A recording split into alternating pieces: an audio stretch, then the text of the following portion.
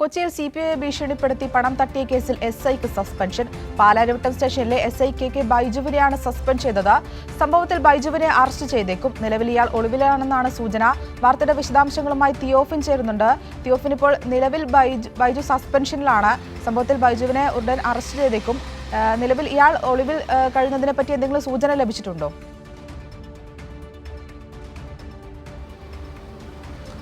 Akshita, എറണാകുളത്തുള്ളൊരു civil police ഓഫീസറെ ഭീഷണിപ്പെടുത്തി 4 ലക്ഷം രൂപ തട്ടിയെടുത്തതിനാണ് ഇപ്പോൾ ഈ SIയെ സസ്പെൻഡ് ചെയ്തിരിക്കുന്നത്.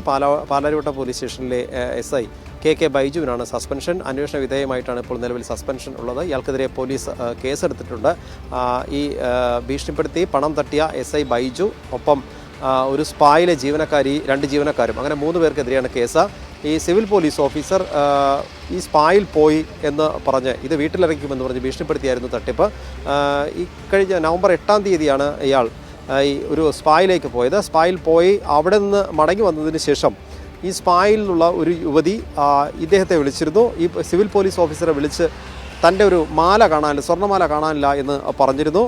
പിന്നീട് അത് SIയോട് പറഞ്ഞു. ഈ മാല തട്ടിയെടുത്തത് ഈ CPO ആണെന്ന് ആരോപിച്ചുകൊണ്ട് അതോടൊപ്പം ഈ വിവരം സ്പായിൽ പോയവരും വീട്ടിലറിയിക്കുമെന്ന് ഉൾപ്പെടെ ഭീഷണിപ്പെടുത്തിയാണ് SI ആണ് പിന്നീട് ഇദ്ദേഹത്തെ വിളിച്ച് ഭീഷണിപ്പെടുത്തിയത്. അങ്ങനെ ഭീഷണിപ്പെടുത്തി 4 ലക്ഷം രൂപയോളം തട്ടിയെടുത്തു. ഇത് ഇവർ പങ്കുവെച്ചെടുത്തു എന്നാണ് അറിയാൻ കഴിയുന്നത്. പ്രതികൾ പണം പങ്കുവെച്ചു എന്നാണ് അറിയാൻ കഴിയുന്നത്. ഇതിൽ 2 ലക്ഷത്തോളം രൂപ SIക്ക് ലഭിച്ചതായും പോലീസിന് പ്രാഥമിക അന്വേഷണത്തിൽ മനസ്സിലായിട്ടുണ്ട്. അതിൻ്റെ അടിസ്ഥാനത്തിലാണ് അന്വേഷണ വിധേയമായി തുടർ അന്വേഷണത്തിൻ്റെ ഭാഗമായി ഇയാളെ സസ്പെൻഡ് ചെയ്തത്. ഇയാളെ അറസ്റ്റ് ചെയ്യാനുള്ളൊരു സാധ്യതയുണ്ട്. നിലവിൽ ഇയാൾ എവിടെയാണെന്നതിനെക്കുറിച്ച് വിവരമൊന്നും ലഭിച്ചിട്ടില്ല.